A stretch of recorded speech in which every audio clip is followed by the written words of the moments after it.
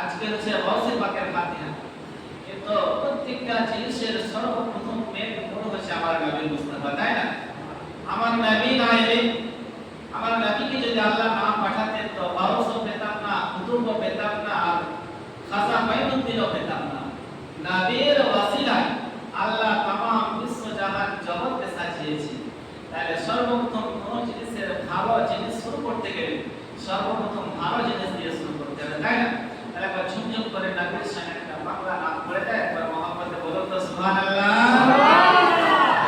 ভালোবাসার জায়গা মদিনা,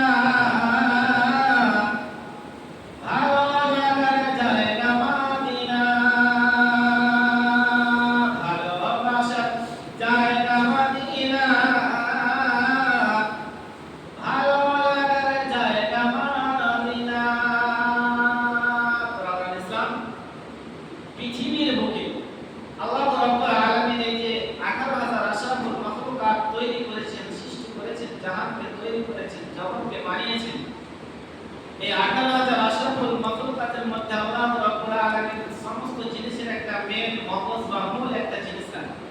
আল্লাহ রাব্বুল আলামিন যেন আমাদের দেহকে বানিয়েছে, এই দেহের মধ্যে আল্লাহ রাব্বুল আলামিন আমাদের মাথাটা দিয়েছে, তাই না? মগজ, এই বুদ্ধির দ্বারাই আমরা সমস্ত জিনিস পরিচালনা করছি।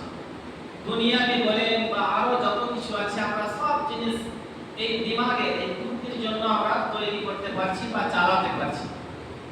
তাই আল্লাহ রাব্বুল আলামিন বলেছেন যত জগৎ আমি বানিয়েছি, যত দুনিয়ার বুকে আমি দেশ দেশান্তর তৈরি করেছি, যাহা কিছু আমি আল্লাহ সৃষ্টি করেছি তার মেন মূল মগজ হচ্ছে মদিনা। চলে বলুন সুবহানাল্লাহ।